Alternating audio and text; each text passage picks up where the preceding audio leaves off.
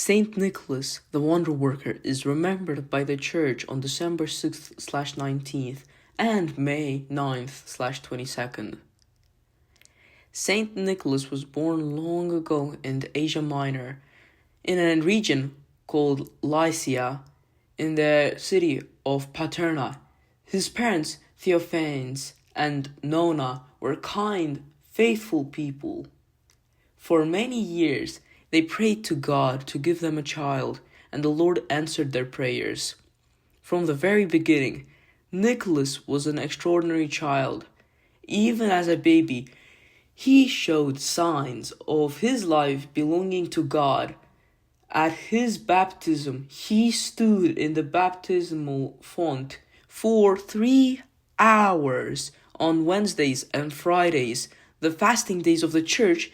He drank milk only in the evenings after praying.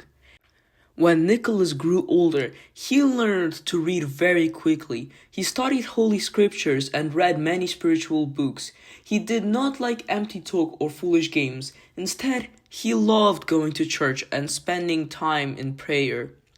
Nicholas had an uncle who was the bishop of Patara. He noticed that his nephew was unusually serious, humble, and close to God. He advised Nicholas's parents to dedicate him to church service. They agreed with joy. Soon, Nicholas was ordained first as the deacon and later as the priest. When the bishop ordained him, he said prophetically that Nicholas would become a comforter of the sorrowful and a helper of those in trouble. And this came true. Nicholas was very kind and merciful. When his parents died, he inherited their wealth, but he did not keep it. He quietly gave everything to the poor. In Paterna, there lived a man who had once been rich, but had lost everything. He had 3 daughters, and in his despair, he thought of doing something sinful just to survive. When Saint Nicholas learned about this, by God's revelation, he decided to help in secret.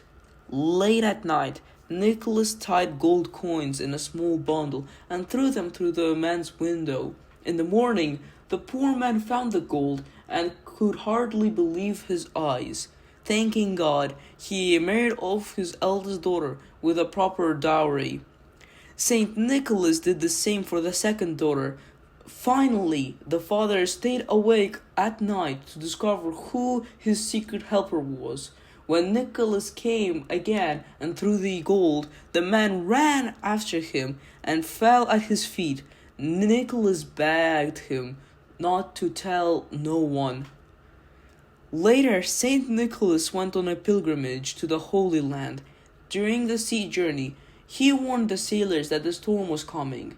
Soon, a terrible storm began. The sailors were afraid and asked Nicholas to pray. He prayed, and the storm stopped. But then another tragedy happened. A sailor fell from the mast and died. Saint Nicholas prayed again, and the man came back to life.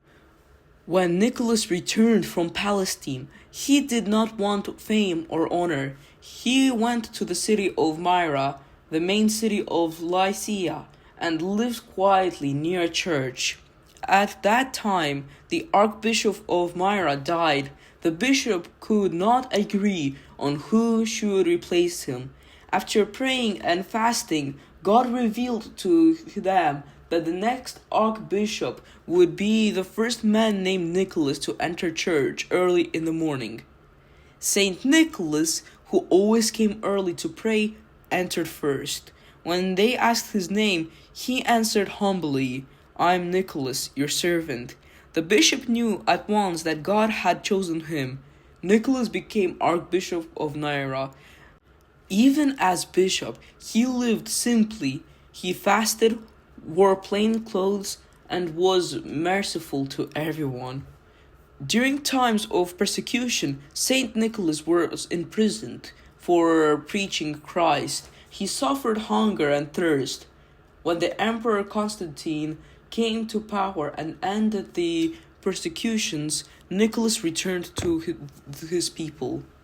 He took part in the First Ecumenical Council in Nicaea, where the Church defended the true faith against false teaching, Saint Nicholas, gentle and humble, burned with love for the truth.